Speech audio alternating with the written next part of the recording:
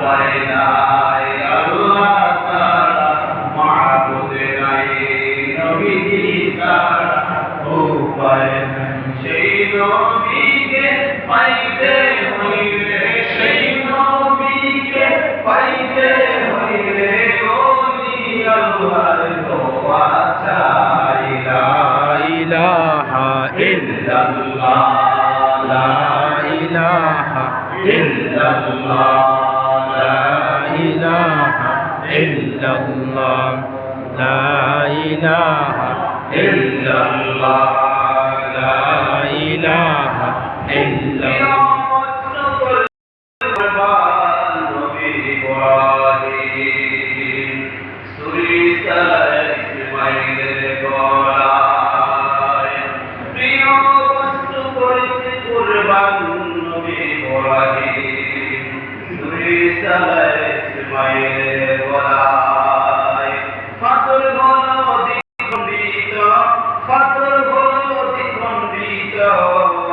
ইসমাইল কুরবানি হইল, লা ইলাহা ইল্লাল্লাহ, লা ইলাহা ইল্লাল্লাহ, লা ইলাহা ইল্লাল্লাহ, লা ইলাহা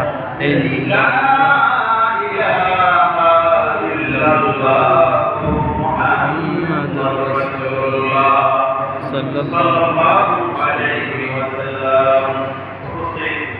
মুআজ্জিন মুহতারাম, সম্মানিত মুসলিম কিরাম, বলে আজব মহান আল্লাহর দরবারে অসংখ্য অগণিত শুকরিয়া জ্ঞাপন করছি যে আল্লাহ তাআলা আমাদেরকে পবিত্র জুমার দিন সাইদুল আয়াম সপ্তাহের শ্রেষ্ঠ দিন গরিবের মধ্যে এই দিনভর সাদের দ্বিতীয় জুমার নামাজ আদায় করার জন্য মসজিদে আসার তাওফিক দান করেছেন। সেজন্য উচ্চ আওয়াজ, উচ্চ কণ্ঠে অন্তরের অন্তঃস্থল থেকে সবার উচ্চ কণ্ঠে বলি আলহামদুলিল্লাহ। অসংখ্য অগণিত দুরূদ সালাম হযরত মুহাম্মদ মুস্তাফা সাল্লাল্লাহু আলাইহি ওয়াসাল্লাম রওজায়ে মুবারক আল্লাহ তাআলা কবুল করে। আমিন। যে উপস্থিতি আপনাদের সামনে এখন আয়াতে কারিমা তেলাওয়াত করেছিলাম, আল্লাহ তাআলা কোরআন কারীমে ইরশাদ করেন, কুল হে রাসূল আপনি বলুন, হে নবী আপনি বলুন, ইন্না নিশ্চয়, এখানে তাকিদ বোঝানো হয়েছে, অর্থাৎ জোর দাবি করা হয়েছে, নিশ্চিতভাবে, ইন্না সালাতি ওয়া নুসুকি ওয়া মাহইয়ায়া, হে নবী আপনি বলুন নিশ্চয়ই আমার সালাত, আমার নামাজ, কুল ইন্না সালাতি ওয়া নুসুকি, এবং আমার কুরবানি, ওয়া নুসুকি ওয়া মাহইয়ায়া, আমি নবীর হায়াত, আমি নবীর জীবন, আমার মাতি, আমার মৃত্যু, আমার ইন্তেকাল, এই সব কিছু একমাত্র আল্লাহর উদ্দেশ্যে, আমার মাতি লিল্লাহি রাব্বিল আলামিন। তাহলে নামাজ, রোজা, হজ, যাকাত, কোরআন তেলাওয়াত, তাসবিহ, তাহলিল, এই সব ধরনের ইবাদত, শারীরিক ইবাদত আর বাদনী ইবাদত, আর্থিক ইবাদত, ইবাদতে মুশতারিকা, সকল প্রকারের সকল ধরনের ইবাদত, এই হায়াত, এই জীবন আর এই মৃত্যু সব তার জন্য মহান আল্লাহর জন্য। আল্লাহ তাআলা কোরআন কারীমে বলেন, লিল্লাহি রাব্বিল আলামিন, এই সব কিছু বিশ্ব প্রতিপালক মহান আল্লাহর জন্য, মহান আল্লাহর উদ্দেশ্যে। জোরে বলি সুবহানাল্লাহ। অন্য কারোর উদ্দেশ্যে ইবাদত করা যাবে না, ইবাদত করতে হবে তার জন্য, আল্লাহর উদ্দেশ্যে, আল্লাহর জন্যই ইবাদত করতে হবে, ইখলাসের সাথে। যে ইবাদত আল্লাহ তাআলা কবুল করবেন, গ্রহণ করবেন, আর সেই ইবাদত করার জন্য রাসূলের তরিকা অনুযায়ী, রাসূলের সুন্নাহ অনুযায়ী সেই ইবাদতকে আমরা করতে হবে, কি না?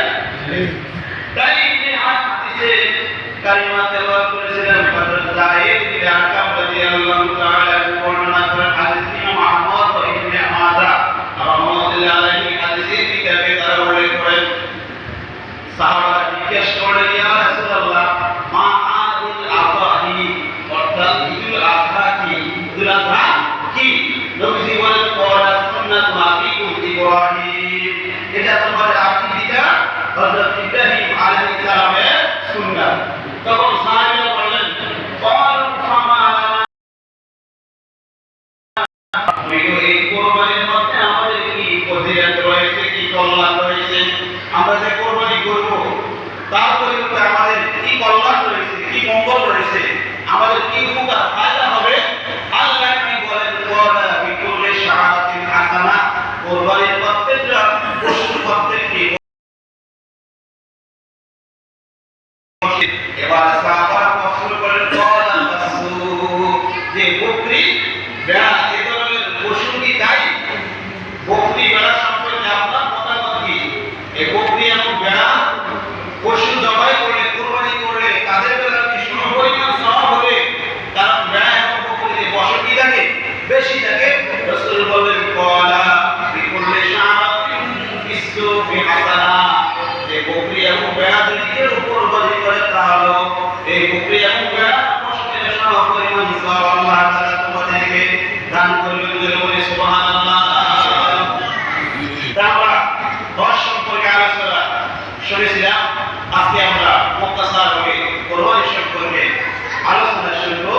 তবে একজন নেককার বান্দা ইবনে মুআফফিক রাহমাতুল্লাহি আলাইহি, তিনি নবীর পক্ষে অনেকবার হজ করেছেন। কি করেছেন? হজ করেছেন। নিজের টাকা দিয়ে নবীর পক্ষ থেকে ভর্তি হজ। কত? 7টা। আমরা ভর্তি হজের কথাও কি আলোচনা করেছিলাম যে তিনি অনেকবার হজ করেছেন। হঠাৎ করে একদিন রাত্রিবেলা সাহাবের মধ্যে স্বপ্নের মধ্যে তিনি নবীজির দিদার লাভ করলেন। নবীজির সঙ্গে তার সাক্ষাৎ হয়ে গেল। নবীজির কাছে রাতে বললেন, হে মুআফফিক, তিনি বললেন, লাব্বাইক না ইয়া রাসূলুল্লাহ, আমি হাজির। আল্লাহ রাসূল বলেন, তুমি কি আমার পক্ষ থেকে হজ করেছো? মুআফফিক রাহমাতুল্লাহ আলাইহি বলেন, না ইয়া রাসূলুল্লাহ, আমি আপনার পক্ষ থেকে হজ করেছি। আল্লাহ রাসূল বলেন, তুমি কি আমার পক্ষ থেকে লাব্বাইক বলে দিয়েছো, লাব্বাইক বলেছো? তখন তিনি বললেন, মুআফফিক বললেন, না আমি আপনার পক্ষ থেকে লাব্বাইক করেছি, লাব্বাইক করে দিয়েছি। আল্লাহ আমি হাজির, আল্লাহ আমি নাজির, আল্লাহ আমি উপস্থিত, লাব্বাইক লা শারীকা লাব্বাইক, আল্লাহ তোমার কোনো শরীক নাই, তোমার কোনো অংশীদার নাই।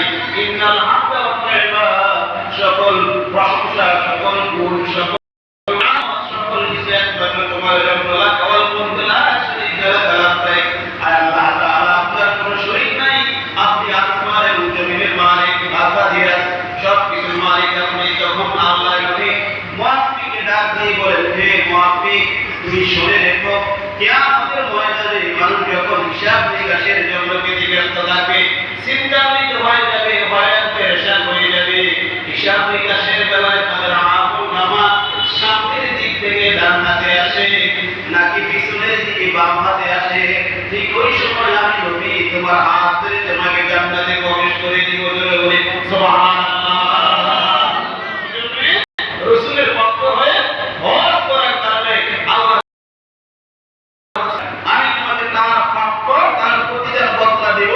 কিয়ামতের ময়দানে লোকেরা যখন হিসাব নিকাশের কাজে ব্যতিব্যস্ত থাকবে, আমি তোমার হাত ধরে তোমাকে জান্নাতে পৌঁছে দিব। বলে সুবহানাল্লাহ। তাই আমাদের যাদের উপর হজ করা হয়েছে, আমরা কাজ বিলম্ব না করে হজ করে নেব। কারণ অনেকে মনে করে মেয়েদেরকে বিয়ে করাই নেই, মেয়েদেরকে বিবাহ সাথে দিয়ে নেই, তারপরে হজ করব, অথবা সম্পদগুলা বন্টন করে নেই, আরেকটা বাড়ি করে নেই, আরেকটা টাওয়ারের কাজ শেষ, সব বাড়িঘর দুয়ারে সব কিছু করে তারপরে শেষ বয়সে আমি হজ করবো। এখন যদি হজ করি, হজ আমি রাখতে পারি কিনা? কিন্তু এটা ঠিক নয়। কারণ আজকে আপনি সুস্থ আছেন, কালকে সুস্থ নাও থাকতে পারেন। আজকে সম্পদ আছে, কালকে সম্পদ নাও থাকতে পারে। এমন হতে পারে আগামী বছর হজের মৌসুম আসার আগে আগে আমার তো বাড়ি দেখা হতে পারে। বলুন ঠিক কিনা? এই সকল তার বাহানা করে হাত থেকে হজ করবেন, আল্লাহ রাসূল বলেন, তাদের এই সকল দুনিয়ার জায়গা